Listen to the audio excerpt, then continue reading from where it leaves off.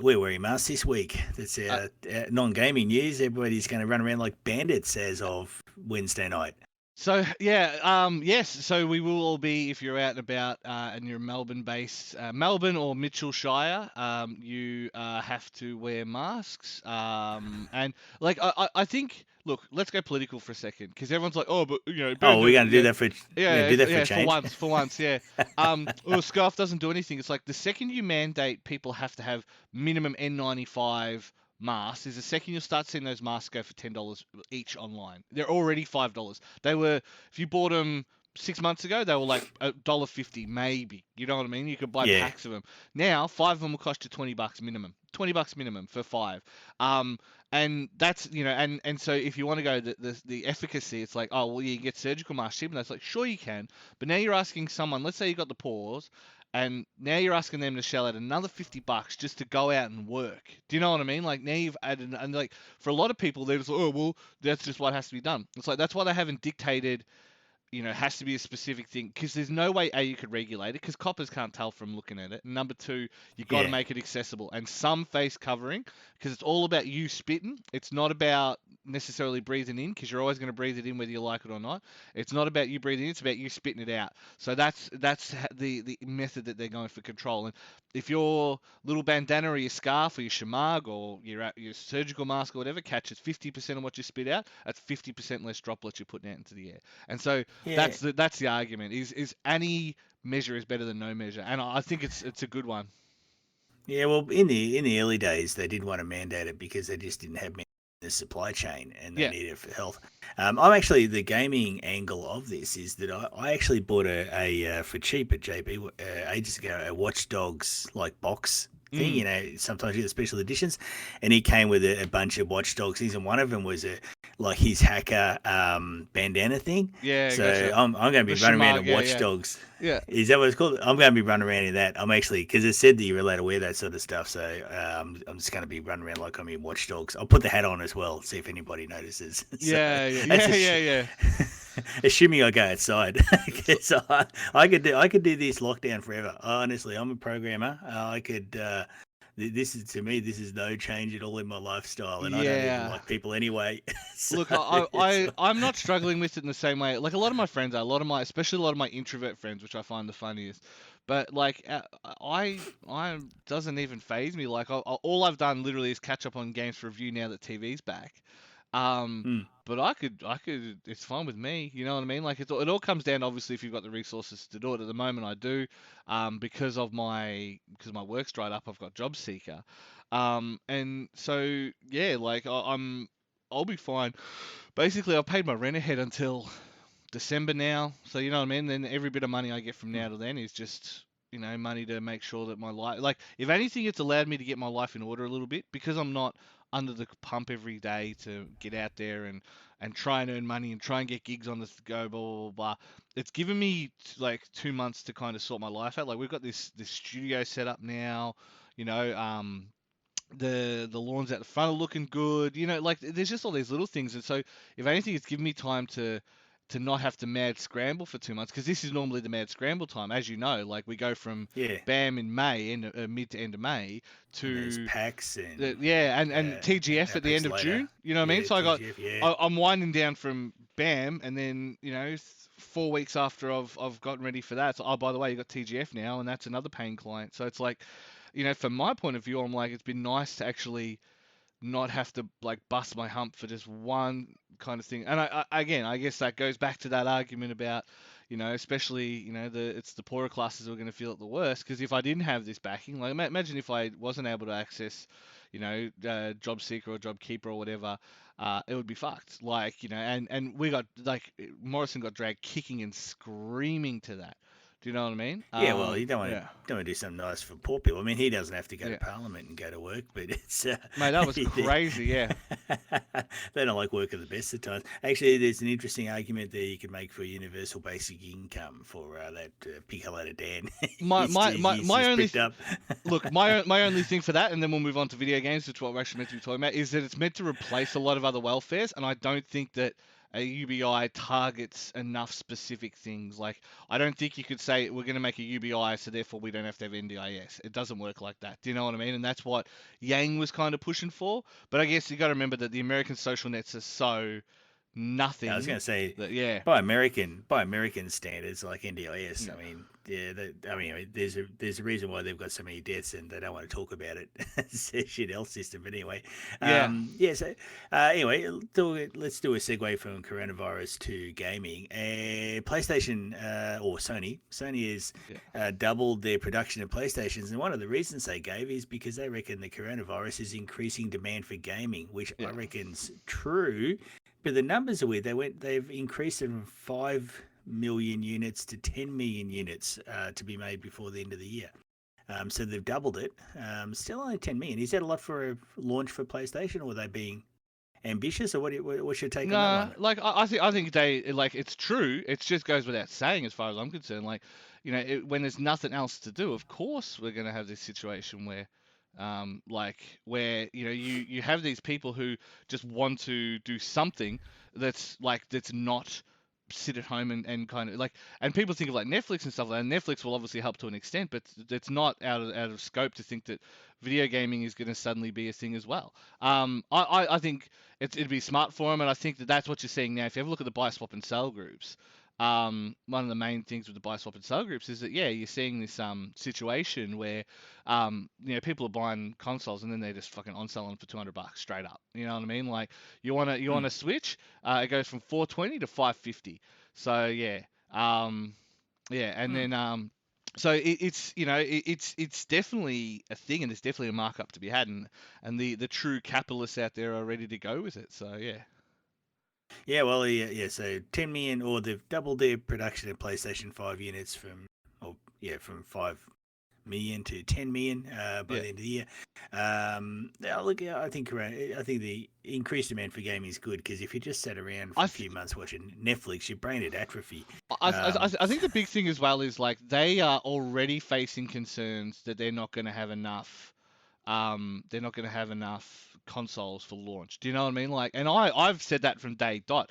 I promise you they won't have enough PS5s for launch. They can say that they're up in their productions now and stuff like that. But yeah, I'm convinced that they won't have enough PS5s for launch. So Well, yeah, even if they do, and one of the Sony tactics they've always used is they do like to say there's always shortages. shit. Every Yeah. PlayStation console, they say there's shortages. Yeah, and that's a Nintendo So classic as well. Nintendo are shockers for that too, where they'll be like, "Oh, yeah, we're trying to meet demand." Blah, blah, blah. It's like, no, you're not. It's like, don't, no, you're not. yeah. Yeah. Sony will be pulling that one again. But yeah, we'll see how it goes. Actually, another one on the Sony and the PlayStation 5. They This has come from a patent that's been filed. But Yeah. basically, you know how they're going to be backward compatible for some, but not all PS4 games. Mm. They claim the top 100 PS4 Yeah. games will be supported. But the previous consoles, they're actually talking about cloud based. So basically, they have Oh my servers that run the god. games at Sony. And this is Stadia stuff. This is so for your PS1, PS2, and PS3 games, they're going to run it on their servers there and stream it effectively to your PlayStation 5. Sounds Um, shithouse. it sounds well. Look, at least now in Australia we have an internet that's getting closer to being able to do that. Because Mm. first time people were talking about that stuff, we were still stuck on really, well, it's still garbage internet, but even more garbager internet. But yeah, so PlayStation 1, 2, 3. I'd say the PS4 they're not even going to try and Nah. do cloud delivered.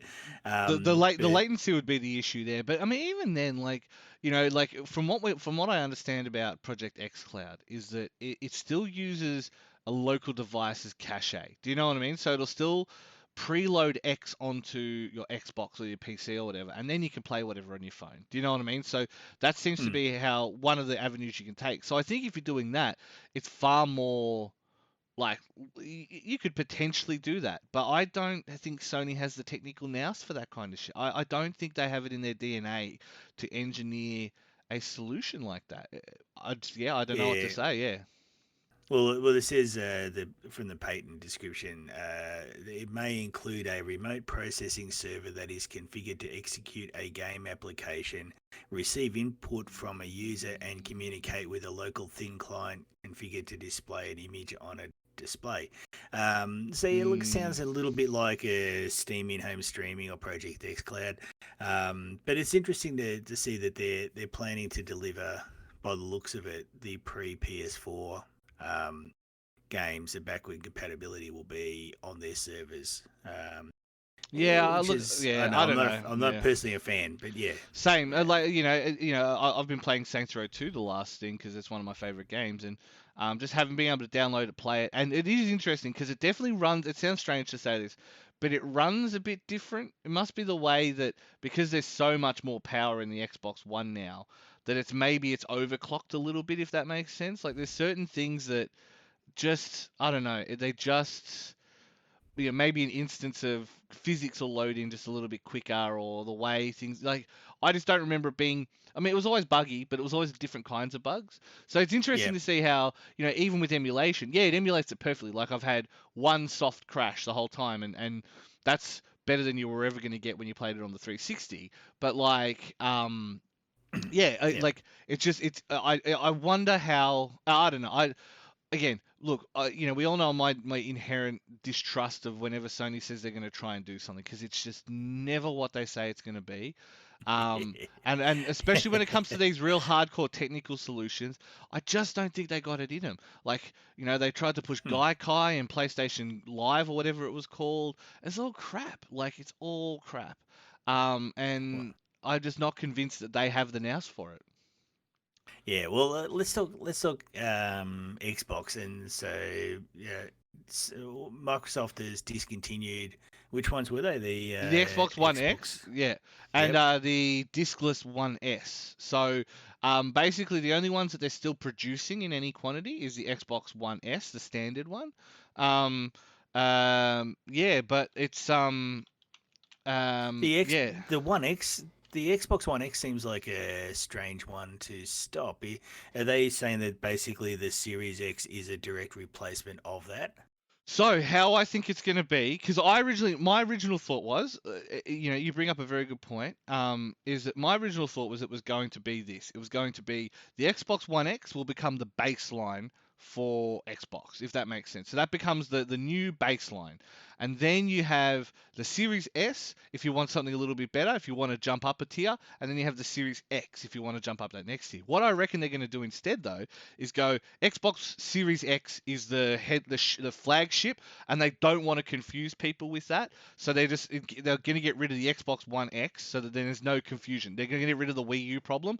If you walk in and say I want an Xbox X or something, they'll give you a Series X, and that's what you'll get. Oh, okay, yep, Yeah, and yeah, then because yeah, the Series S will replace where the Xbox One X was as far as price and like value proposition, and then they'll keep making the One S for as long as possible, but they'll rename it. They'll call it something else. They'll call it yep, Xbox One, Xbox Classic, or Xbox One Classic, or something like that. There'll just be yep. a subtle name change on it going forward. It'll be the same unit, but they'll just change the name. They'll change the SKU on it. That's just my feeling, and I think. I don't think that's unreasonable, like at all. Um, but yeah, It gives a yeah. Sorry, you go. uh, well, I was going to say, sorry, it gives a real big hint on the price, doesn't it, for the Yes, Series X? and that's like this. Okay, when it comes out, I'll tell you, this Discord that we run, I am just going to sit there and just post pictures of me sitting smugly when PlayStation comes out with their $750 price tag or 699 US dollars, or it won't be Oh, that much. It'll be 599 US dollars, which will be 750 for us. Um, I'm tipping more, but anyway, I yeah, I agree. I think look, I've said 800, yeah, and people have called me an idiot, and I'm like, it's going to be at least 750. I'm just putting it out there now. They are buying yep, their own wank again. It is going to be 750. And because all the smart people are gone. Again, Xbox One yeah, X will be Xbox Series X will be 550, 600 US. Sorry, Australian. And then 429 is where the One X is at the moment. That's what the Series S will be, and The One S will go lower. It'll go to $299 or $250, and I think that'll just be the value proposition because they reckon you can play Halo on your OG Xbox if you want to, like the new Halo. Yeah, well, actually, because I think that if I was going to play Halo Infinite, I'm just going to go and splurge it if it's like $500 or $600 on a Series X. And especially it does if they're knocking off the Xbox One X. It gets confusing these stupid names. I can see. Yeah, what I know. done. Yeah. Can you imagine Normie going into JBI Fi or some or EB Games and trying to get through that. So, and then the poor person behind the counter trying to explain that to them. Yeah. No, the Xbox One X is this, and the Xbox Series X is this. Oh man, brains are gonna fry. And look, and I've reached out to people in my retailer contacts, and they've confirmed that they can't order anymore. Like certain retailers just can't order anymore. So really? basically, yeah. So I wouldn't be surprised if there's suddenly a clearance run. So keep your eyes out on your Targets and stuff like that, because Target just they slash and burn. The Red Circle Boutique. Yep. Yeah. They and they're not my source, but like they always it's always what you keep an eye on. Just wait for it. You hear them or Big W will just have like a fire sale and just be ready to run, be ready to go because there's gonna be people down there buying them up and reselling them for an extra $50, and that's how it works, unfortunately. Well, I think Microsoft are just pretty much by doing that have declared a bit of their hand. And They have the pricing. Well, I mean, we've as we record this on the 19th or the 20th, the 19th. Yep. On the 23rd in American time, so I think 2 a.m. on Friday the 24th. That's when the Microsoft conference is. So 6 days from now.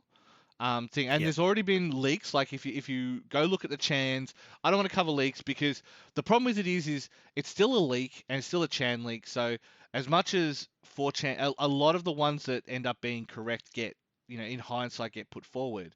And they do have a pretty good hit rate. I say to everyone, as long as you're willing to filter and manage your expectations, the filter for Xbox leaks on the chans is pretty good. They've got a pretty good hit rate. So but 4chan's a bit like monkeys and typewriters. Yeah. I mean, there'll be 10,000 rumors about something, and then there'll be one that's correct. And they'll go, see, they've done it again. so there's like, I mean, he's my best source of fiction reading, actually. Yeah. Well, I mean, there's other better ones now, but because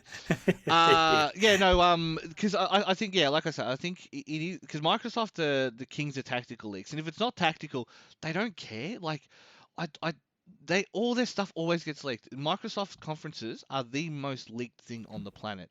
And I would say after that, it's probably Square Enix. But like Microsoft stuff always gets leaked. It always does. And I don't think they care because that's all hype anyway. It's still people typing Xbox into Google, so they couldn't give a stuff. What the 300,000 people watching the live stream, that's bonza. But then if the Google looks go up to 500,000 because people are searching the rumors, well then even better for them. And then it turns out to be false. It's like cool, now people are excited for it. It builds hype. There's nothing to lose by leaking strategically. It's when it's like, I mean, realistically, do you think that Sony don't know what Microsoft are up to? Like, I've always wondered this with like a lot of journalists. I'm like, do you actually think that Nintendo and Microsoft and Sony don't know what the other ones up to? Like, I know you're not meant to. There's not supposed to be corporate espionage, but there's corporate espionage like everywhere. Yeah. Do we genuinely think? And even like, look, for all the stuff that Michael Pachter gets wrong, I think through his lens, he usually understands what the market's doing. And so even if you can look at it and go 2 weeks before this movement has happened, you can go, all right, so that means that we're going to have a contraction here, we're going to have this here. And so by reading the tea leaves, you can at least figure out where the tactics are. But look, from my point of view, I don't know. I think it's good. I think it's a smart move. And I don't know. I'm interested to see, in a week's time. Maybe that's when we'll record. We'll record on the Friday just to make sure we can cover the Xbox One news. Yeah, we'll do that as a kind of reaction podcast in a way. Yeah, no, because I'm probably going to live stream it as well. So I think I might restream it. So yeah. Yeah, look out for that. That'll be good. Yeah, reaction-y thing where you can just comment and go, "Oh yeah, Yeah. I'll pick that one." Actually, Yeah. this will be you most of it. Yeah, nah, I'll make I'll a bingo. I'll make a bingo card in advance. I'll hold it up, and I'll go like, and basically the words when I get it all right, it'll spell "fuck you, Jack," and that's yeah. It's just a random Jack I'm going to shoot. Yeah. Yeah, cool. All right. Now, actually, I'm going to use that as a segue. Now, a segue from "fuck you" is not you, but I was like, the I beg your pardon? Avengers. Yeah. The Avengers game. Lol. Yeah, suddenly podcast beep. Yeah. And see, this is good by social isolation. It's good. So if I say anything bad to Jason, I don't get murdered on the spot. I have to wait until a few days later. Isolation's like, yeah, I'm not known for holding a grudge. Hey, so you're pretty safe. Oh no! So as long as I can survive the first few hours when you call down, that's the main thing. Yeah. No, so on the topic of fuck you, the Avengers game is having betas kicking off in August, and it's going to come out in September. Now, this is the Avengers game. If I've got the right one, the Deus Ex Mankind Divided team was taken off. A good game to do, and I'd forgotten about it until I saw this news, and I thought, wow, it's coming out in September, which is what full how many years after two years after Endgame, isn't it? Yeah. And nobody gives a shit. Nobody gives a shit. So yeah, so the fuck you there goes to the people who took that team off making another Mankind Divided game and telling us what happens with Janus. Well, thank you very much, and I hope this game does as bad as I think it will, because I reckon it's dead. I hope once they actually do it, like they this is their out. You know what I mean? They're allowed to do whatever they want from this point forward, because they've earned it. Yeah. Well, that kind of happened in the past, because originally the Deus Ex team, I think, now I might have this wrong, but I think they got taken off to make Thief. Yeah. And then they got to go back on to Deus Ex. So yeah, and I don't think Thief did very well. Now I cannot see an Avengers game being of any interest to anybody. The characters don't look like the Avengers team. Maybe they're hoping that's okay with the year or two break from anybody seeing it. But I can't see any interest at all in this. So hopefully, when it tanks really bad, they go back and finish off Mankind Divided. So yeah, good luck, bon chance. Yeah, I wouldn't get too excited. I think you're just gonna have to accept that Cyberpunk 2077 is the sequel to Deus Ex and just leave it. The spiritual one. So I can't go on a Metacritic now and review bomb the Avengers game. So because Metacritic have added a 36-hour delay in user reviews. So once the game's launched, you can't post a user review for 36 hours afterwards. Now, that's done in response to what they said was review bombing of The Last of Us Part 2, which is an interesting one, because I think there's a few... aspects of this I think are worth covering. Most of the game's sales, I think, aren't they done within the first 48 hours, day or two? Yeah, 48 hours. Yeah, so they're locking users out of saying. So basically, they're protecting the game. On the other hand, I'm pretty sure Last of Us 2 had a lot of positive reviews prior to launch as well. So while they're trying to combat what they call review bombing, they're also in a good way stopping all the people that hop on and go, this is the next big game that I like in this franchise. 10 out of 10, because Last of Us 2 had a lot of 10 out of 10 reviews on different places before it launched.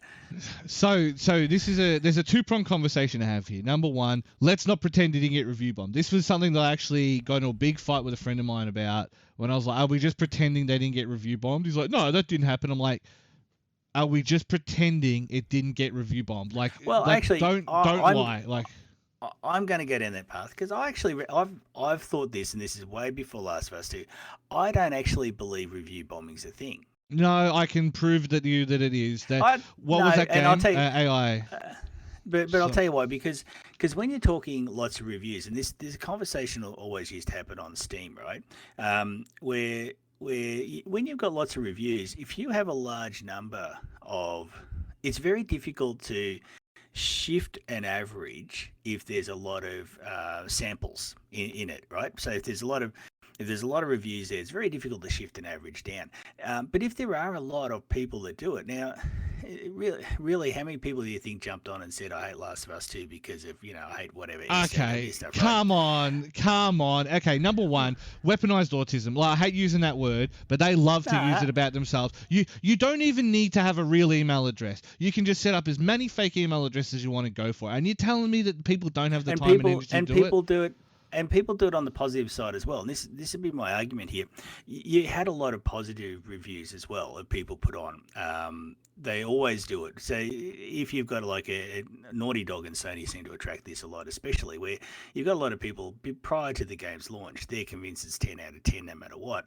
And they'll attack any reviewer that doesn't give the game 10 out of 10 for a start. And then you've got the other side of the people that get butthurt over things. But my point is, if you've got lots and lots and lots of reviews, it's difficult to shift the average unless you have it's obviously not that hard. It's like I can I'll link you a file. I'll link you a story afterwards, right? And I'll show you when one guy literally did by himself. One person did it for one game. I would rather they get rid of user reviews. I would rather they just get rid of them completely. Talk on Reset Era. Go talk on the Chan if you want to talk about games. No.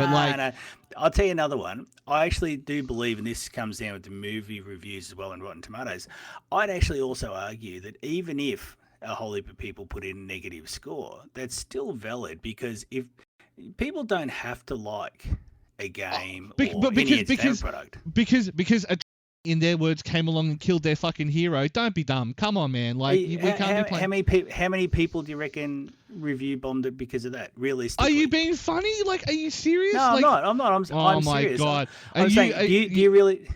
How many like, reviews are this is there? the most boomer thing you've ever said. If you go onto any of the culture sites, you go onto Implying Video Games Are Fun, you go onto any of the Chan sites, I promise you, there was hundreds, thousands, tens of thousands of people. All the comments are just literally the same rehashed bullshit from that leak 5 months ago. Okay, it's the same fucking thing over and over again. Wait. Okay, right now, Last of Us 2 has 129,235 user ratings, and that almost 130,000 reviews. Now, you can talk weaponized autism, but 130,000 reviews is a lot. Now, assuming somebody's not bot submitting them, which I suspect Metacritic wouldn't allow, so you got to set up your accounts. But they do. But that's what I'm saying. They quite literally do. I'll send you this link, and it is okay. In case you're wondering how absurdly easy it is for one person to screw everything up so easily, it turns out they don't block every temp email site out there. So email alias features on Gmail would work. So you can just put the dot in a different place, all that kind of stuff. They have zero protection at people making multiple accounts at the same IP address, and they don't even verify you own the game. So, but we're talking 130,000. No, we're not though. We're talking maybe 500 people with enough time and energy to put a bunch of fake email addresses together. 3 hours of their life for 500 people. You could easily do 130,000. Come on, man. You work in this world. You know that. Yeah, look, I know it happens, but when you're talking large numbers, and if you scroll through the reviews are all different text, right? So it's not the same text. You can always spot bots on Twitter and that, because they'll repeat the same thing over and over again, especially key phrases. But if you scroll through the user reviews on Last of Us 2, they're all different text. So even if they're submitted fake and you do it automatically, you're not going to go through and make 130,000 different review descriptions, because that's more effort than it's worth. I understand. I'm not saying this because I want to stick up for Metacritic. Metacritic is one of the worst things that has ever happened in the video game industry, right? From the journalist point of view, from the user's point of view, from the dev's point of view. The only person it helps is the publishers. There's the only person who gets benefit out of Metacritic is the publishers, right? So from my point of view, Metacritic can fucking burn, right? All user reviews for Metacritic should be turned off. It shouldn't even exist. It's such a dumb fucking idea, because it's not meta random fuck on the internet. It's Metacritic. And if you don't trust the names on the list, then don't read them. Like OpenCritic's there. There's all these other sites you can go to aggregate review scores. Number two, Steam at least makes you buy the game. You have to own the game and play it for, is it 5 hours or something, or 2 hours before you can review it? Reviews on Steam show you how long a person's played a game, which is why I've never believed it at all on Steam, because if I look at reviews on Steam and somebody's played it for 30 minutes, I don't care what they think, right? Exactly. I go and look for the ones that are 200 hours, right? And then I care the review. Even if someone's got 5 hours on a game, like I will look at that and go, okay, 5 hours is enough time for you to go, I don't enjoy the feel of this game. 30 minutes. I mean, there's games I've played where the fucking game hasn't started by 30 minutes. Do you know what I mean? Like you literally haven't done anything by 30 minutes after you've watched all the cutscenes and all the bullshit. So Steam. So when people complain about review bombing on Steam, I've never believed it. I No. They They fixed it. It used to be real bad. It used to be the Wild West, right? But the one thing you can do is change your review. So let's say you like the game and then you don't like the politics. Something you can go back and change your review. That's something you absolutely can do, right? But at the same time, you still bought the game. So to me, I don't know.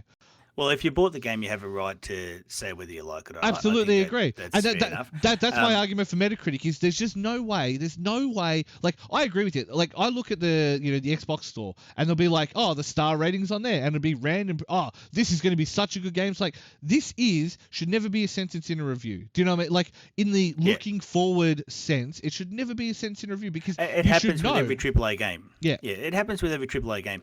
But the thing is, on Metacritic, if I scroll through the reviews, all the user reviews, like I said, they're all different texts. Now you can't bot submit a whole heap of different text reviews. Now, so I'd argue here, if people don't like it, and if they don't like it because of a character or whatever, that's still a legitimate. And keep in mind, that's their word. They might not like that's their word, and that goes to show you that they haven't fucking played it because it's not okay. It just makes me mad because I understand that, but what I'm saying, I'm not actually seeing. By the way, I'm not seeing that in any of the reviews. Because they know that it's a word that will people will just turn off if they see it. So they're not that stupid. They're not so completely fucked that they'll use that word.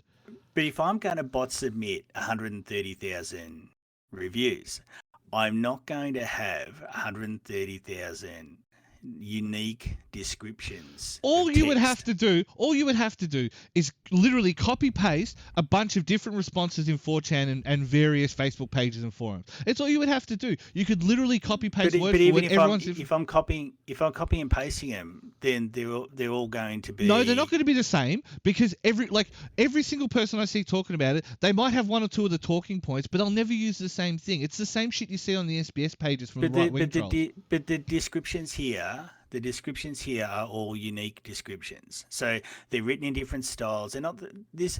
I see bots. Because I see bots on Twitter all the time, right? So I know how bots are always commenting with similar phrases. Yeah, but you're looking at it from that. Yeah. So from my point of view, if you have a look at it, it's like. Okay, so read this. Everyone else why I gave this game, I ain't going to lie. The game has a lot of good things, but compared to what companies said, I don't think this game is a masterpiece. But most importantly, the story. And he's given it a 0. And you're telling me that that's a real fucking person I should listen to. This human being is a person... You don't have to listen to it, but what I'm saying is that when they say review bombing, these are all 0 and 1 scores I'm scrolling through here. But the point is, they're all different texts, so they're not 130,000 reviews submitted by one person on 4chan who's done a bot. No, that's not what I'm saying. Okay, what I'm saying is, and if you've got 100,000 people that all submit reviews and they don't like it, then that's a valid. No, it's not valid. It's okay. Yes, it is. Why wouldn't it be? So, if you've got all these people that don't like it, 129,000 people have gone onto this site and reviewed it. The game has sold literally millions of copies. So number one, they're the bitching bellyaching minority to begin with, right? Number two, it's a are we review just site. pretending this is a vacuum? Are we just ignoring the fact that there was 100% a campaign against the game? And it doesn't matter how you feel about it. You don't have to think it's a masterpiece. I don't think it's a fucking masterpiece. But are we just pretending that there's a vacuum where there wasn't a sustained campaign of actual disinformation about the game? If you look at the spoilers from that early 4chan capture, half of it is real because it's stuff that they saw in the trailer, and the rest is all bullshit. Bullshit. I saw that, but what I'm saying is, I don't think 130,000 people have gone to Metacritic. I don't think so either, but you seem to make it sound like okay. So let's assume maybe a couple of hundred, maybe even a couple of thousand. But when you're talking, if you were talking like 5,000 did it, and you're talking 130,000 reviews, my argument here is I don't think this is review bombing. If people genuinely didn't like it, if you have give it 0, whatever, it's a review site. That's what they do. If you have a bunch of people giving it 7s, 8s, so 7 to 10s, right? And you will have a bunch of people in that spectrum because I think that is all an acceptable area for you to play in when you're talking about this game, right? if you have people in that area, right, that means that the average score is going to be, I think it was like 90 or something from like the meta, like from the actual critics, right? Fine. I still wouldn't have given it a 9 out of 10. It'd be pretty decent, but it wouldn't be a 9 out of 10. Not that I give fucking scores because I hate scores to begin with. I mean, this whole thing is fucking dumb because I hate scores. Yeah, this is based on something the show, the New Game Plus doesn't specifically do. avoids doing. But if you suddenly, let's say you average those numbers. Let's say you cut out everything below 6, right? So you cut out everything below 6 and you go 7 to 10. That would give you an average of, and not everyone's going to give it a 10, and and most people are going to give it a 7. So your average is going to be about 8. Let's be real, it's about 8. If you suddenly have zeros, and you can have, it doesn't even have to be many zeros, that number comes plummeting down. Because if you've got, say, let's say you've got 120,000 people, like you're saying, like 120,000 people. Yeah, there are a lot of zeros and ones. And yes. 30,000 people say it's a 7, and then 5,000 people, 10,000 people say it's an 8, 5,000 people say it's a 9, and 5,000 people say it's a thing. So that's what, 50,000 people, right? That's 50,000 people. Half. If everyone from, like, if even 30,000 people say 0 from that point onwards, there's your 3. Do you know what I mean? There's your 3.4 out of 10. The other 70,000 people have said 0 and 1. But my point is that this isn't. If this was just zeros and ones that all had the same sort of text, like a Twitter bot campaign, then yeah, I'd understand it. But even then, the written reviews, you're talking about the written reviews, right? There's only 60,000 Yeah, I'm reading the text. Yeah, so it's only 60,000 written reviews, right? Like, there's only 60,000 written reviews. It's all, I'm telling you, if you pretend that this isn't a bot campaign, like, I got to question whether it's time for the home. I don't know, man. It doesn't look like a bot campaign to me. But it doesn't need to be a bot campaign because there are so many people who will jump on this shit. There was such a campaign against it. Okay, here's my other thing, right? So you got 64,000 positive and you got 58,000 negative out of that 130 odd thousand, right? Whatever that adds up. Yeah, that's probably, and 6,000 mixed runs according to Metacritic. Now that's fair. So the 64,000 we're not doubting. We're just assuming that they're telling the truth, and we're assuming the 58,000 butthurt 4chan people that didn't like. No. What I'm saying is, right, there's 130,000 ratings. Not all of those have writing on them, right? But the ones that, like, of the 60,000 that do have writing on them, like, there's all zeros. Are we pretending that there are this many zeros? Yeah. You can't pretend like it. But if they're zeros and ones and they're not a bot campaign, then, and the person's actually written, like, 25 words or less, whatever, of text, then my argument would be that that's a valid review. No, it's not a valid review. They're concerned, and therefore it's not review bombing. As not a single person on that that's written here. You don't even know they've played the fucking game, right? This is what I'm saying. This is why I hate Metacritic for one. Well, I don't know. The positive ones have. There's 64,000 positives. No, there's not. There's not 64,000. It says in front of me. It says 64,579 positive user scores, right? But I guarantee that 64,000 positives didn't play it either, because you've got your Sony Defense Force and Naughty Dog have a Defense Force as well, who've no doubt given it 10 out of 10. Like, for the same reason. So you've got review bombing both ways. What I'm saying is that all those reviews are put in. If somebody's gone the trouble of writing the text, I don't see why that's an issue for anybody. That's what they think of the game. You've got user reviews. If they don't like it, they don't like it. That's valid. They don't have to like So all these zeros the game. on the literal same day appeared as zeros. All of them on the same singular day all appeared giving it a 0. And that's just a coincidence. That's just a coincidence. That's not a concerted effort on anyone's part. What about all the 10s? What about all the 10s that would have appeared on the same day too? Okay, but this is my argument. You're assuming they're all okay, but the bad scores I'm not assuming the 10s are okay. This is my argument with review bombing. I'm saying I don't think it exists. I'm going to sort by user score, and I'm going to go high to low, right? So every single time, if you read them, right, the writing that comes from the extended, like the reviews from the high ones, have more writing on them than the ones that have the zeros. And I don't, like, again, I think it's fucking stupid. Bomb it. Get rid of user reviews, full stop. If you can't prove you've played the fucking game, I don't want to hear your opinion. To me, you're just some fucking idiot on the internet. I'm not interested in what you have to say. But we just can't pretend that there wasn't a campaign. Like, I don't even care if you like the game. You don't have to like it. I don't want you to fucking tittle its balls if you didn't enjoy the game. But I don't want, this bad faith bullshit's got to stop. I fucking hate bad faith arguments more than anything else on the planet. But it happens positive as well as negative. Sure. But like, because I'm a big advocate for I'm assuming what? Tell me what I'm assuming. you're assuming that anybody who didn't like the game didn't like it for the wrong reasons. I'm assuming that everybody who did a Metacritic review like this fucking shit didn't play the game. I would argue that 90% of those people did not even play the fucking game, and I promise you that's true. Because so you're saying nobody who didn't like the game didn't like it for valid reason. You think anybody who didn't like the game didn't like it? Now that's bad. That's bad faith argument if I've ever heard it. If you don't like a game, how do you talk about how great the graphics are and how there's so many great things about it, but you hate the story, therefore it's a 0? That's not fucking. That is mental. That logic of here's this facet that I didn't, therefore the game is a 0, and you don't even explain what you didn't like about the story, and I'm meant to take that person's word as anything. That's what I'm saying. Just nuke user reviews. Fucking get them gone. Flush them down the toilet where they belong. No, if it's anything like Rotten Tomatoes, I find user reviews are a hell of a lot better than. But user reviews but Rotten Tomato, it's harder to review bomb. There's actual measures in place to stop it, similar to Steam. Similar to all these other things. It looks like the professional critics review bomb stuff on Rotten Tomatoes, because there's quite often they'll be way off from the public. Yeah, but the public are fucking idiots. Why are we being nice to the public? There are so many great games that people don't play, and yet we'll get another fucking Call of Duty, and we're meant to be nice to the public now. Come on, man. Like, why? I'm not an advocate for the journos, but at the same time, like, how can we just assume that? I don't know how you can look at those zeros and honestly tell me, like, to my face, that something funny's not going on. Like, I don't know how you can do it. I think if somebody doesn't like the game and they've put in a review, I think it's valid, and I don't think it's review bombing.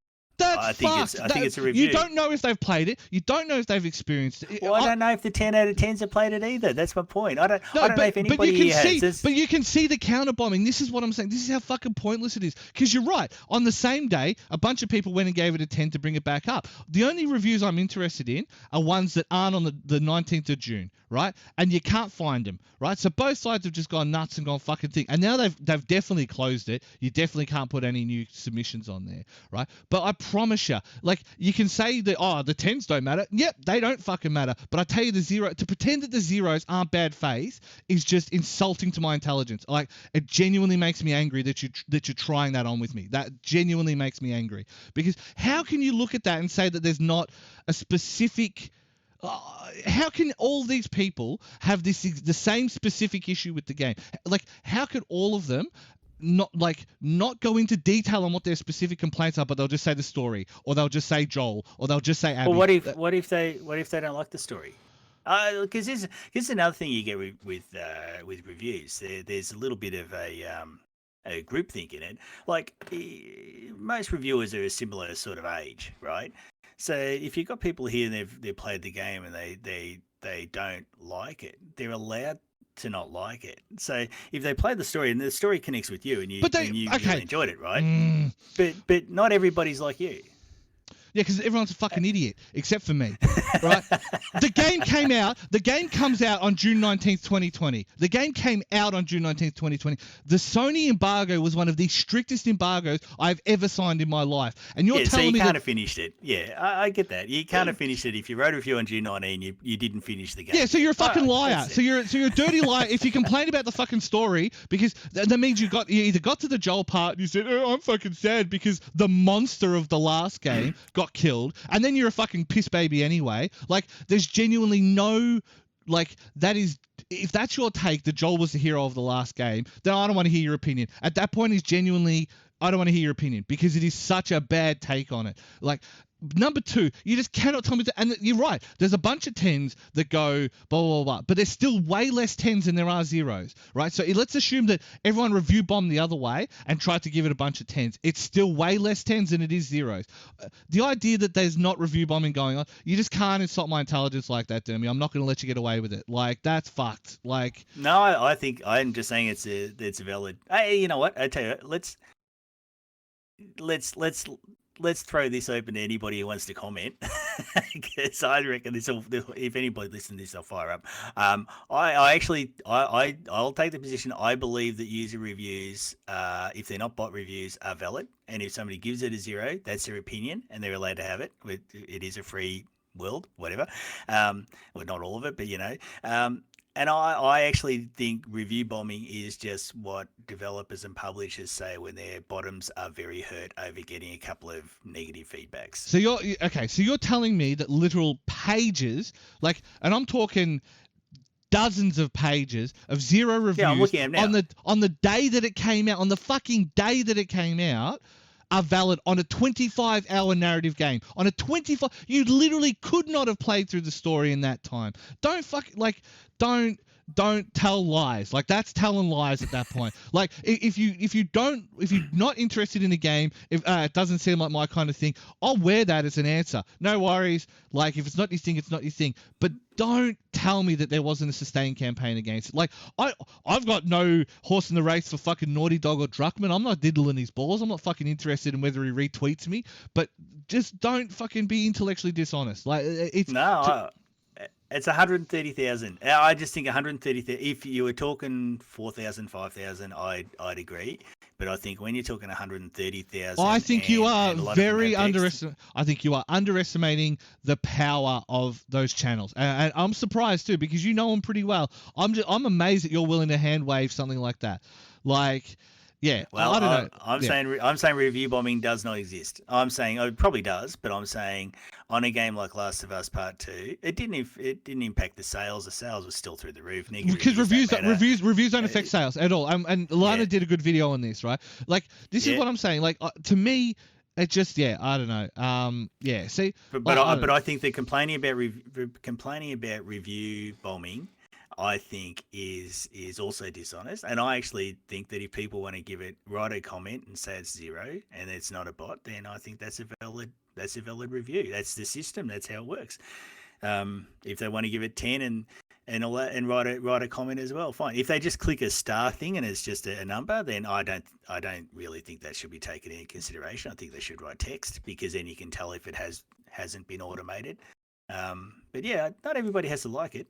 Oh, that is not the point I'm making, and you know it's not the point I'm making. So don't put words in my fucking mouth. Like, the idea, okay, this guy gave it a zero. Read, the first game was one of my favorites of that generation, and this one is somehow better. Makes me more confident about the TV show and a possible part 3. Zero. He gave that a fucking zero. You're telling me they're not copying and pasting random people's responses, so they're not the same text. Just, like... I'm not. I can't finish this conversation. That's like, that is nonsense. That is lying to me or lying to yourself. You can pick which one, but like, yeah, don't lie to me. Like, don't pretend that is something that is meant to be actually happening. Like, all these are on fucking June 20 and June 19. Like, yeah.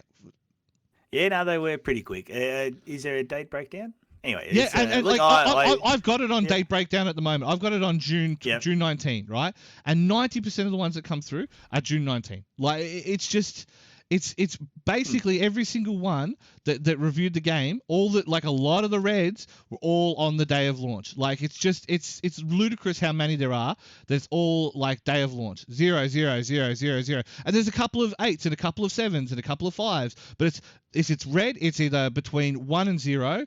Yeah, and yeah, like, disgusting for the sake of destroying the story. Destroying the story, Jesus fucking Christ! Like, don't pretend that like this is like, if these are the people who we're listening to for reviews, then I don't want Metacritic. I told you I hate Metacritic. This is not a defense of Metacritic. Metacritic is the worst thing that has happened to the games industry in a long, long time. Right? So get rid of it. Get rid of user reviews. Get rid of fucking Metacritic. Right? I'm not fussed about that. But just don't pretend that there wasn't a campaign against it. Like, just don't insult me to my face. Like, yeah.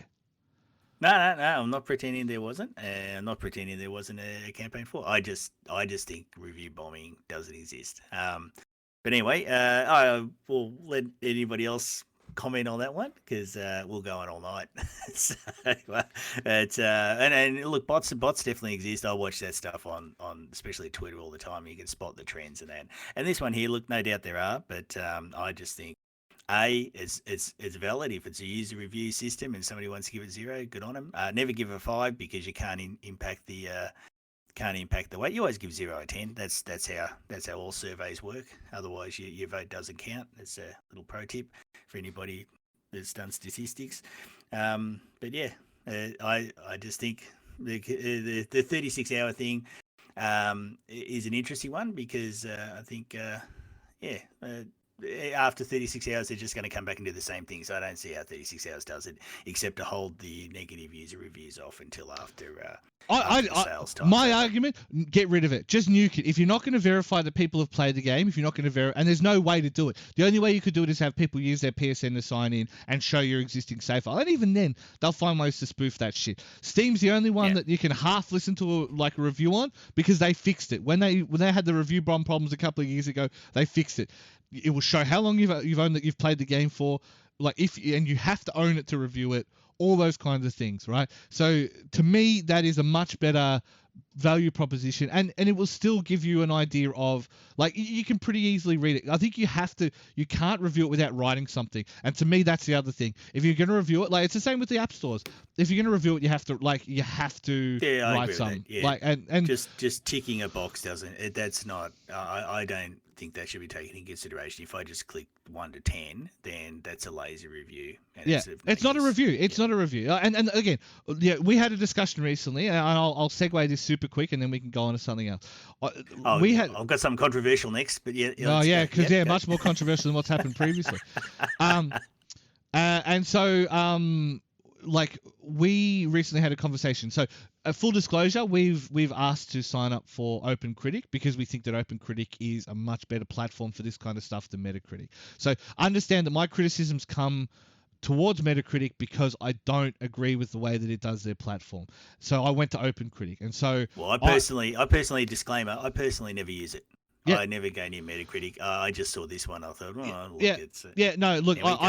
the one that always sticks out to me for Metacritic is that if Fallout New Vegas had gotten 2 more points in its Metascore, they would have got their bonuses, and they didn't because of those 2 points. And to me, that is horrifying. And as soon as that happened, I was like, there's no good place for Metacritic in our society. So, the other point I blame the business. I blame the business management for that because that's just shit management. Yeah, that's anyway, Bethesda. Yeah. Anyway, so that's assholes. So the second point that I would make is the point I wanted to make is that we had to discuss whether. So one of the rules for OpenCritic is that you have to have some kind of yes/no system. So you can have a minimum recommended, not recommended, or you can have a fucking elaborate 100-point scale that goes right the way through. Now, 100-point scales are dumb, 20-point scales are dumb, 10-point scales are dumb.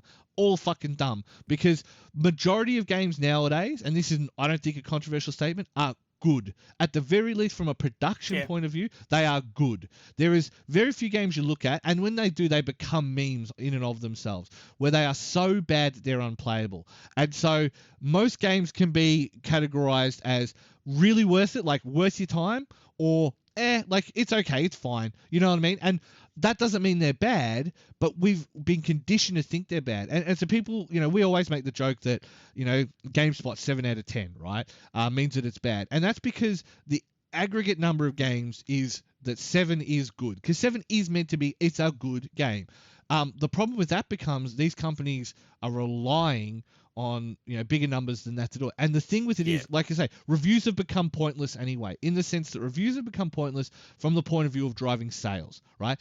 It might be coverage, it might be, hey, here's this game in the cultural zeitgeist, but from the point of view of the scores, they don't affect sales in any meaningful way. You get to be on the box. Yes, correct. Yeah, I mean, that's the only time. New Game Pluses. We should have done scores on New Game Plus so we can be on boxes. I've been on just to be clear. I've been on 2 boxes. We've been on 2 cover boxes, and that was Wolfenstein, the second one, which I loved, cool. and I'll stand by exactly what I said on that game.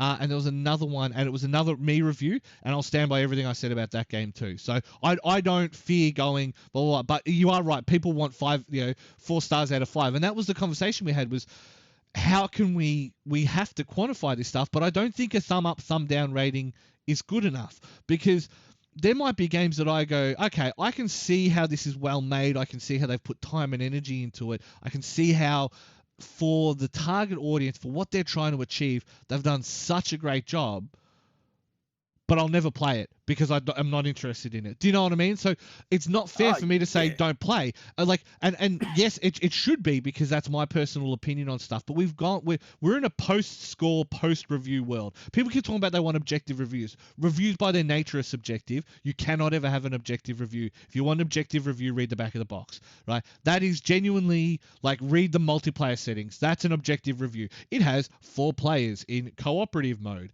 That's an objective review. There's no such thing as an objective review. So our argument was, well, do we go towards a 5-star system? So, 5 being masterpiece games, 0 being just do not play. And like I don't, even that doesn't work, but keep going. I don't hate that internally. Okay, but this is the thing, because the scale is meant to be. So but what's a 5? But what's a 5? See, to me, whether you like a game depends a lot on your taste and whether you like other games. Sure.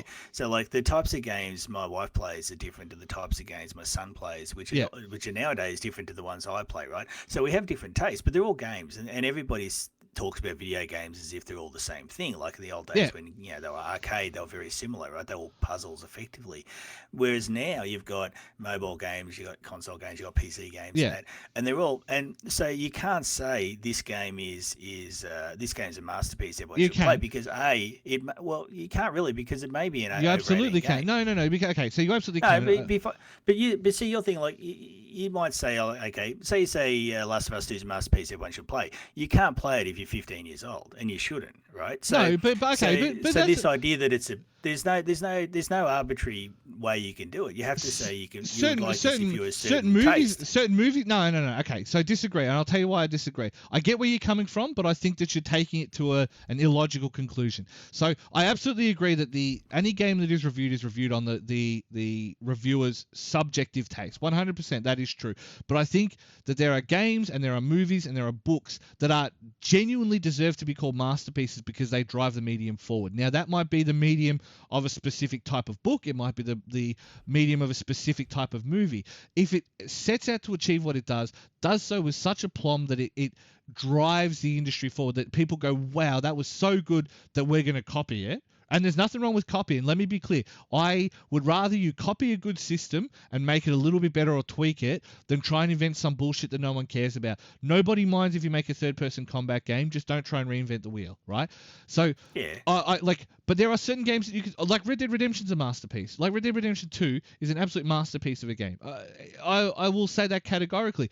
It's still my personal opinion, and that was the conversation we were having. Is you can say the thing that people get confused on is 5 out of 5 does not mean perfect. There is no such thing as perfect. Like every masterpiece movie I've ever seen, I could look at and go, here's where they could have fixed this better. This scene drags on too long. Blah, blah. Nothing is perfect, but it can't. But perfect. But most games are close to perfect technically now. In AAA game, there's very rare that you get an Anthem or something which is just balked, right? So even Anthem wasn't balked necessarily. It was just empty and lifeless. Do you know what I mean? You can take your clothes off and have higher armor than armor. Yeah.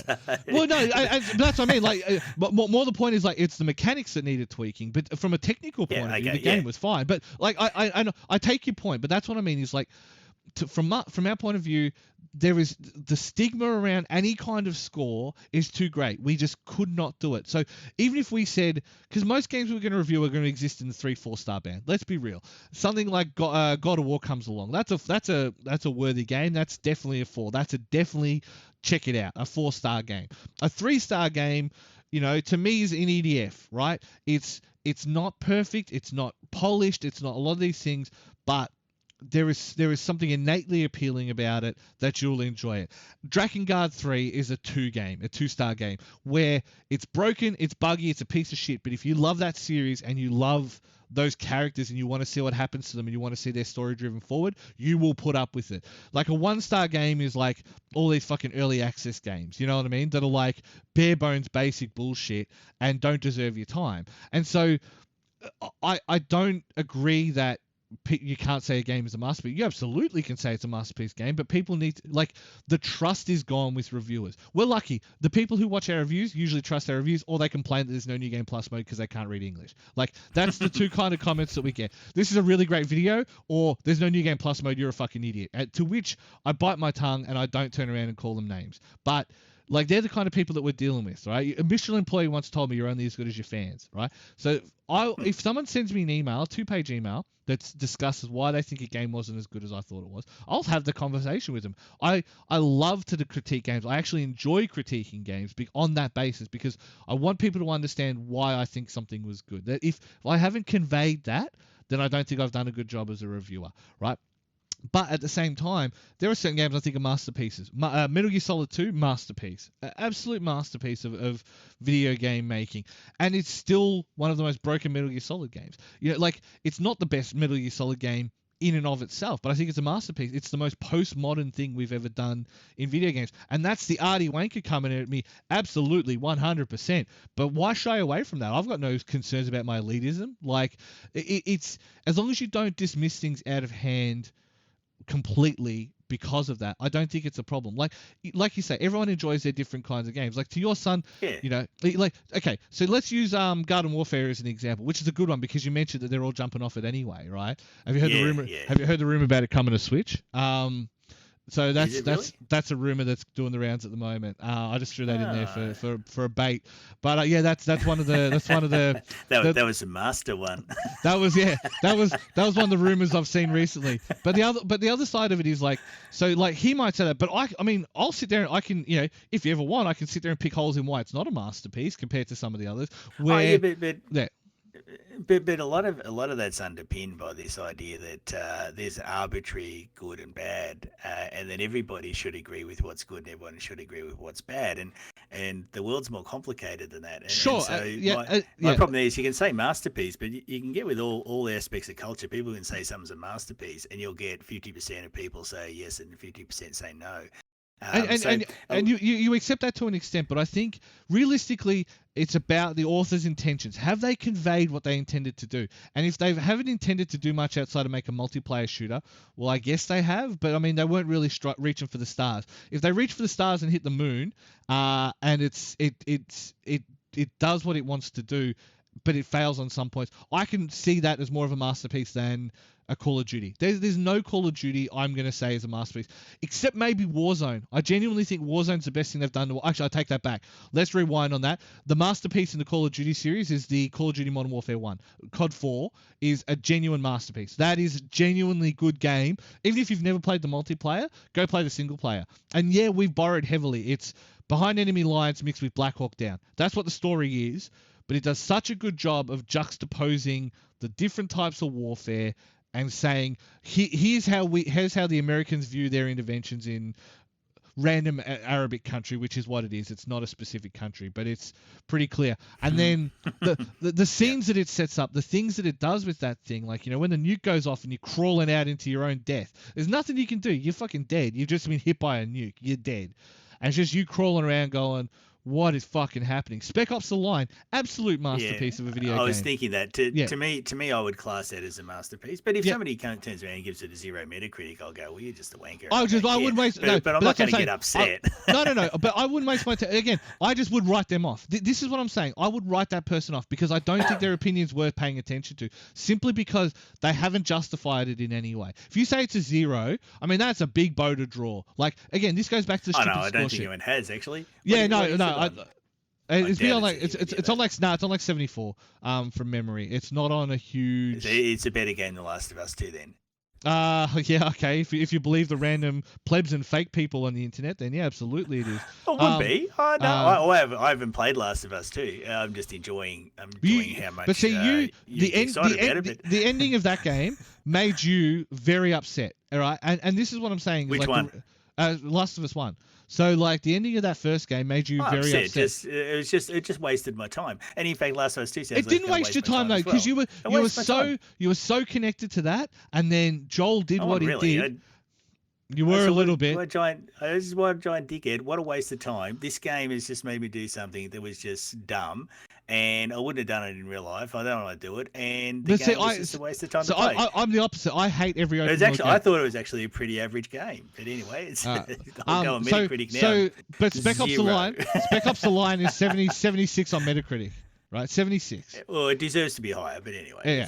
But this is what I mean, because people at the time were like, "Oh, it's a shit military shooter," and you know what I mean. So for me, I try not to go into games looking at them from the point of view of they're gonna be. I try not to watch trailers. The most gaming news I have is usually talking to you or Luke linking articles in our Discord. I avoid it wherever possible because I don't want to be.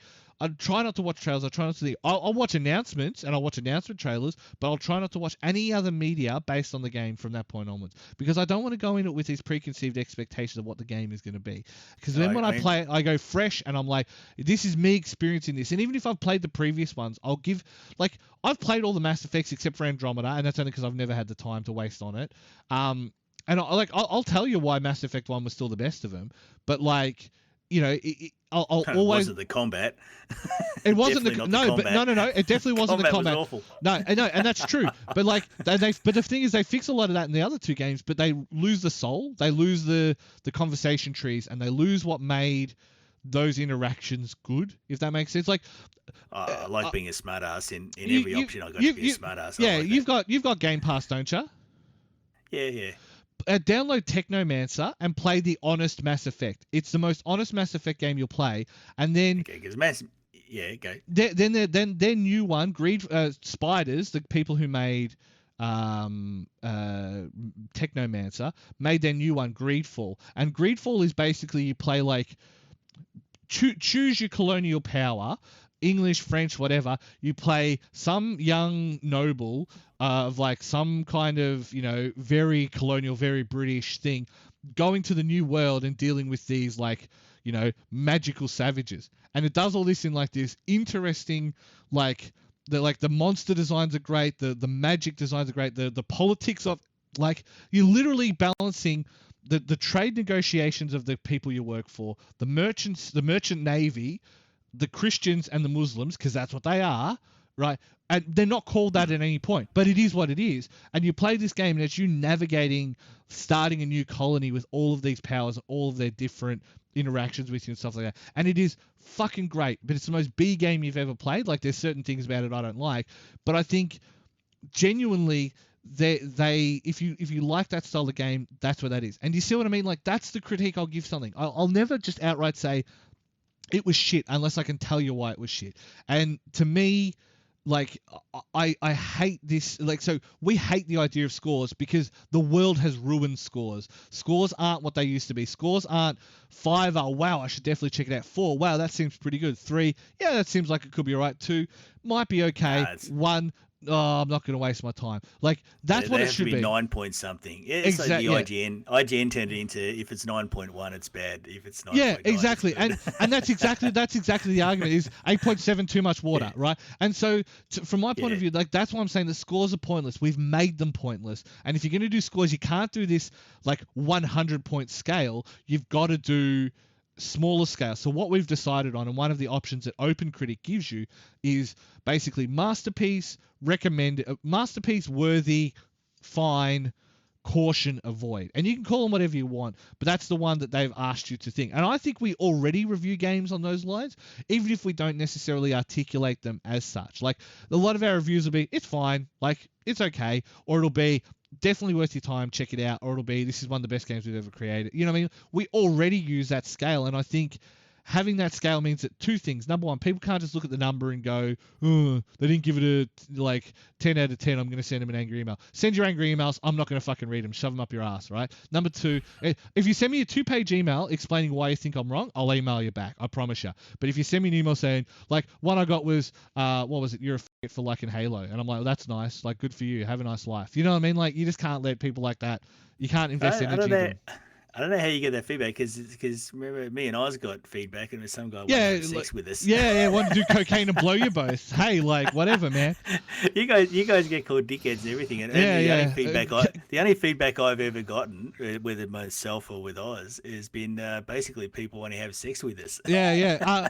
Because the best one for Cardi was the Freddie Mercury mouth gaming baby. That's still the best thing we've ever received. Who's this Freddie Mercury mouth gaming baby who's meant to represent the average gamer? And I'm like, he's a 21-year-old white dude. That's pretty much the average gamer at this point. Yeah. Yeah, but all reviewers in the 20 somethings. I mean, you're old for Yeah. a reviewer. I So am you're now, past the yeah. hot, But see, you're we're, not the hot we're 30 starting to out hit of that 30 point. anymore. We're starting to hit the point now where, like, even the big names are starting to get to their 40s. You know what I mean? Like, Gersman's 40, 43, I think. So, you know what I mean? Like, the big names in reviewing are starting to get old. But the point is, we specifically, after all the conversations, been 2 full days of debate, we've decided we can't do scores. We just can't do it. Number one, the world it has made scores unpalatable. Number two, we don't want people to look at our score and go, ugh.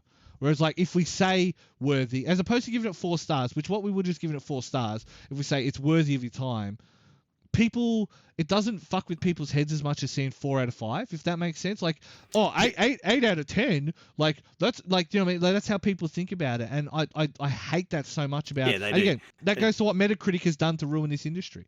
So yeah, I used to enjoy hanging out in the Good Game page when anybody give an Uncharted game anything less than 10, and just the fire that was there was ridiculous. Don't get me wrong. Yeah. As much as I love to say, there was a definite campaign against The Last of Us. Sony Defense Force is real. You cannot, like, I don't believe in I don't believe in aliens. I don't believe in ghosts. I don't believe in, like, bunyips. But I fucking believe in the Sony Defense Force. And if you don't watch it, they come and get you, right? They'll get you in your sleep and make you listen to Kaz Hirai. And so, like, so don't get me wrong, but their numbers are smaller than the alternative, because like, people who hated The Last of Us is a bigger circle than people who are in the Sony Defense Force. But Sony definitely has a lot of, like, ball riders. There's no question. I want a review thing that just says overrated nonsense, and I did Mass Effect, Last of Us, Final Fantasy. But just a simple system for me. Well, see, like, my argument I always say to people is, like, don't ask me about Final Fantasy, because I don't like games where teenagers stand in line. So I don't play them. I don't, like, I've played 9. 9 was the one I've probably put the most time. 9 or 6 I've put the most time into, right? And I enjoy both of them for their story, but I hate the combat. The combat drives me fucking cuckoo bananas, because you're trying to make something that's inherently boring interesting. Do tactics. Give me tactical combat. The problem is now everyone's doing tactical combat. So I think, again, it goes back to that, the masterpiece argument. What's the masterpiece? Well, I'd say that the original XCOM, to an extent, is perhaps a masterpiece game, because it did that so well that everyone decided, we're going to do this now. Everyone became an XCOM game. You know what I mean? So there's an argument for that. I would argue even Assassin's Creed 2, if you're going to do Assassin's Creed, it's Assassin's Creed 2. It's just genuine the best game in the series from every single point of view. It's wonderful. It's got this great, historical tourism. Ezio Auditore di Firenze is a great character. Anyway, that's a conversation for another day. Have you got any? Assassin's Creed games are only good for the cutscenes. I don't know. It's fun. Yeah, they've gone full tourism now. They know what they're doing now, so they're not even pretending that they're anything but tourism now. And I don't know, everyone goes, it was a shit stealth game. I don't think it was ever a stealth game. I don't think it could ever be qualified as a stealth game in the way that Splinter Cell or Metal Gear Solid or Thief stealth games. Deus you know Ex. what I mean?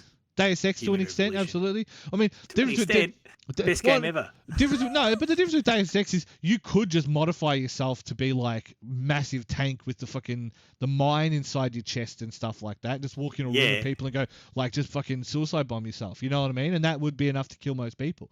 So you do both, and that was the pleasure of it. Yeah, exactly. But again, that goes back to that point you were saying about Last of Us.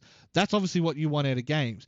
I'm happy to be told a story. I'm happy to sit there and do X. You just can't make it unbelievable. And I don't think any part of Last of Us 1 or 2 is unbelievable. And that's the difference between me and apparently every single person on the fucking internet. Anyway, let's go on to something else. Let's go on to something else before I get mad again. I had a less controversial topic than reviews. Assassin's Creed Valhalla. You can actually decide now if you're a boy or a girl, and you can switch mid-game. And really? I reckon... Okay. Didn't you see this? No. I did the switch between mid game is interesting. Like not Nintendo Switch. Actually, got to do the noise. No. Anyway, no, you can switch between the male and female version of Eivor. At any point, apparently, which I reckon is pretty cool because there's been a few little controversies in video games since say 2014, and I always believe that one of the simplest, I say simplest in quotes because I know it's not simple, but one of the simplest things that game devs and publishers could do that would have gotten rid of a lot of the heat out of a lot of the arguments would have been just to have a choice of male or female for any game that's not really heavily narrative driven. I agree. I agree And 100%. So my yeah. point to that, my counterpoint No, to that don't do is that. No, agreeing. No. no. I'm gonna give you an In that interesting. case, it's bad. I'm going to give you an interesting example, right? Like I say, I'm playing Saints Row 2 at the moment. You can at any point change your gender and change your masculine and feminine quality. So you can have yourself as male or female pronouns. You can have masculine and feminine traits. If you change it, like shoulders go in, like hips go out, kind of thing, like masculine, feminine traits, quote unquote. And I understand that in and of itself is somewhat outdated. You can wear any clothing you want in the game. If you want to wear nothing, wear nothing. If you want to wear just exclusively female clothing as a masculine, quote unquote, man, you can do that. For a game that is very obviously edgy on PC, that is a real PC thing. And this came out in 2008. And if people still hadn't fucking solved it until like this year, this is the world we're talking about. And Saints Row 2 gets deridden as like, anal probes is glorifying sexual assault. Let's wind that one back because no, it's not. I remember that. Yeah, I remember. I remember someone says, "Is this the hill you want to die on?" And I'm like, "Is the hill you want to die on trivializing sexual assault in video games?" Because I tell you, it's not a good barrier to push. And here we are in 2020, and I feel a little bit vindicated, and the world can go fuck itself. So like, Yeah, well, look, like a lot of the debates, I always thought for the last 6 years, and it has been tiresome at times. I like the idea what Assassin's Creed's doing. I understand you couldn't do it in, well, we were talking about Last of Us. You couldn't just swap male, female characters because that's a heavily narrative, story-driven game, right? Last of Us you can't. Like, and when it switches, it does it for a dramatic effect, and you can't do anything about that. That would, in saying that though, because Last of Us 2 was set up by the first one, so it's hard in the sequel, right? But in the first one, if you could switch to be a girl Joel, I don't know how that's going to come out wrong, how I said it, or boy Ellie, that would be interesting because it changes the dynamic. It instantly changes the dynamic between the two. Like it doesn't work. I think those heavily narrative driven games, I don't think you can do it. I think I'd play that. I would play that game. Why? What would you gain out of it? What do you gain out of switching genders for Joel? What if you're Jolena? What do you gain? I just think it'd be interesting. But then you've got to write a different game. Like when you're talking some open world shit, it doesn't matter as much, right? When you're talking Assassin's Creed or Greedfall or any of these kind of open world RPGs, role playing games, like you absolutely can do it because I think having those interesting character interactions change based on gender, based on whatever, I think is good. I think that's an interesting thing. But on such a heavily story focused, narrative focused game like Last of Us, it changes the dynamic too much. You can't do it. Well, yeah, I did say at the start, a heavy narrative game would be hard. I suppose you got a father-daughter style relationship. Yeah, that's the whole thing. Son. Yeah, exactly. And it's a different thing. And I think I'll meet you halfway. I think if number 2, because like I say, my biggest concern with number 2 was that they were going to go, they went back into the universe. They went back and told a story that didn't necessarily need telling. Now, I think they did it better than they had any right to do it, but I still think the Ellie part should have been free DLC down the track. You should have started as Abby, played through it as Abby. I still think that was, from a storytelling point of view, was much better, but I guarantee you Sony didn't let them. But to me, that's way more interesting because here you have this woman directly affected by like Joel's murderous bullshit, like directly affected, and how it affects her psyche and how it affects how she views the world and how she becomes hyper masculine to survive in this world that he's created now. If they'd have managed a vaccine, they could potentially have eradicated the whole thing. None of this had to happen. This is her living in this world that he created. And that is a way more interesting story than people want to give it credit for. So I'll meet you halfway. If they flipped the script and they had the mother-son relationship, they'd be, oh, wait, that's right. That's exactly what Last of Us 2 did. Maybe you should play the game. That is legitimately the last half of the game. Because that is exactly what they did. 100%. That is exactly what they did. And to me, that's the good dichotomy of it. That is what works about it, is that, it's not that she's atoning for what she did to Joel. It's just that this thing happens. She meets this person. They save her skin. So she, in the same way that Joel and Ellie, she becomes the caretaker for like Lev. And that's all I'll say, because I think that's, again, if you haven't played it at this point, you're fucking not playing it.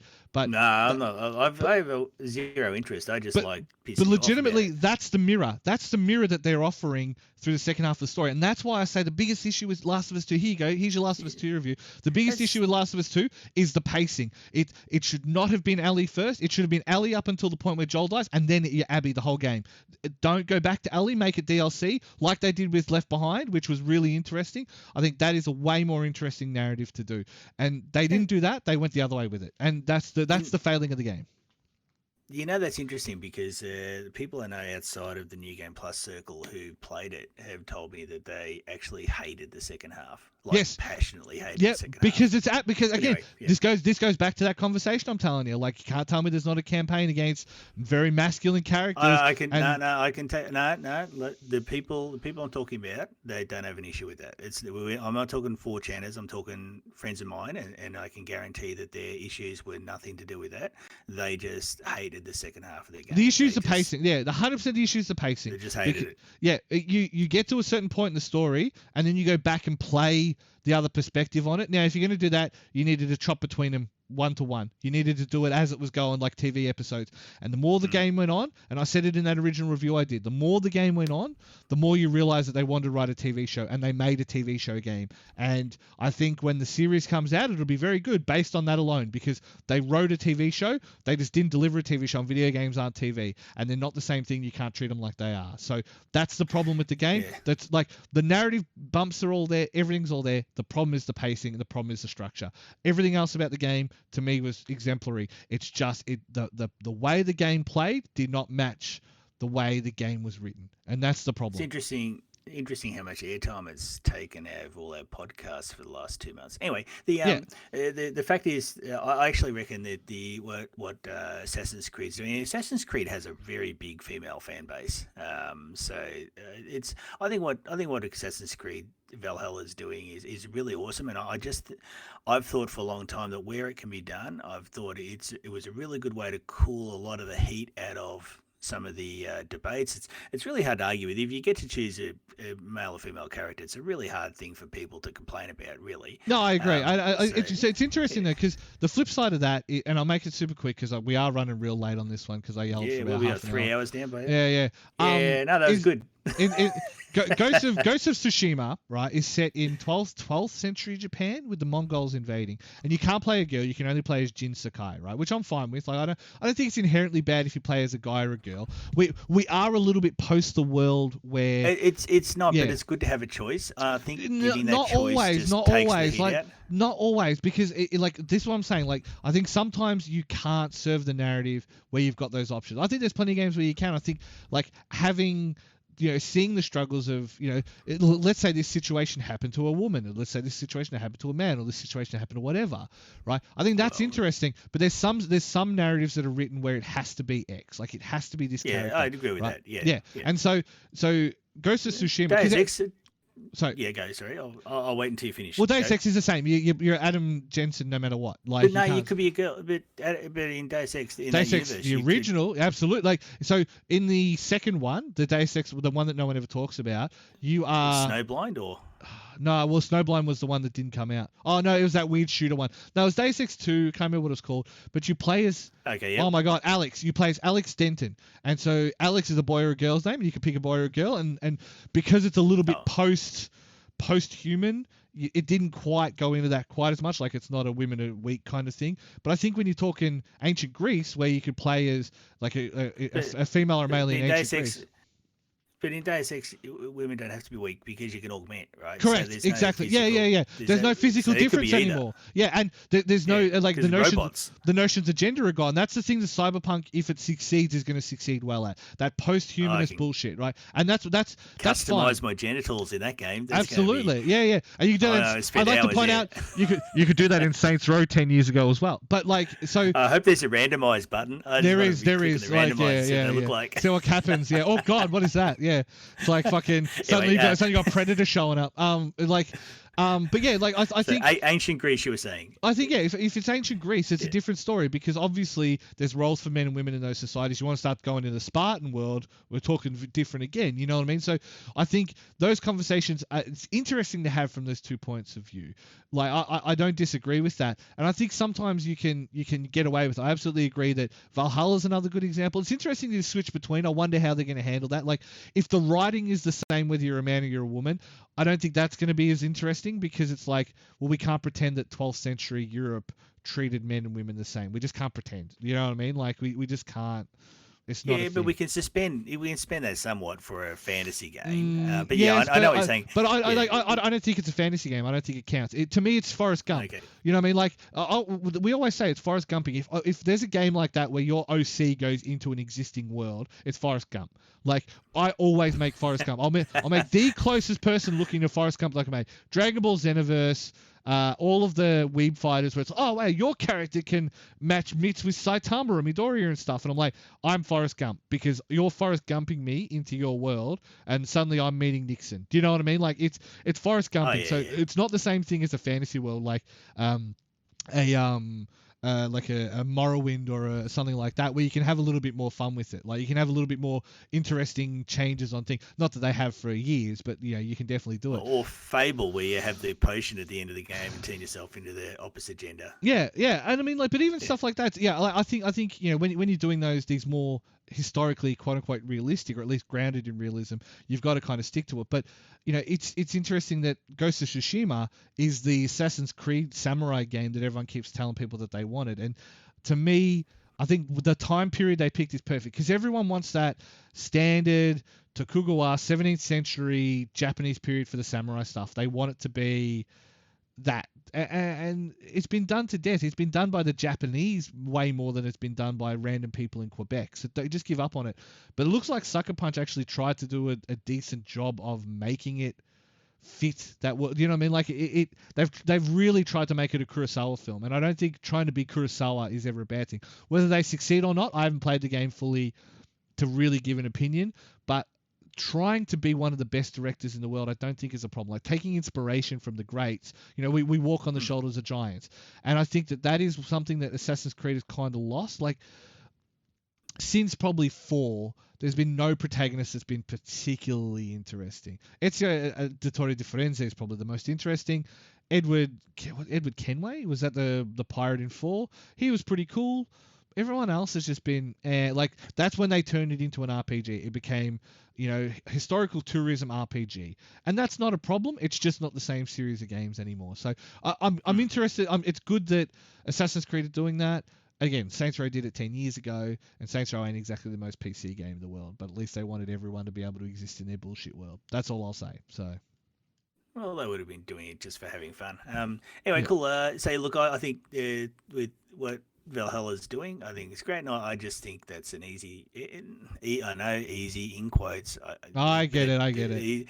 But an easy way for developers and publishers to just take, like I said, take a lot of the heat out. It doesn't have to be something to make a fuss about. A lot of the time when entertainment companies do things and they try and be like, hey, look how good we are, and they make a big fuss out of it, they make it worse. I'd prefer they just did it and it became normal. I think we discussed this once. When it's normal, it's the battle's won. Like, if you're still blowing a trumpet about it, then you're drawing attention to it. You're going to also draw you need to normalize it. You need to normalize it. You need to be okay with it. And again, like I say, I could talk about Last of Us all day on this point. Like, just genuinely could chat about it all. Kind of have. Yeah, I know. That's what I mean. Like, it's exactly this kind of stuff. Is like none of it is pushing in your face. I don't know, man. It makes me mad. It makes me real mad. Anyway, But often with the press, they try and when they try and build things up, they a lot of the marketing does focus on things that I think just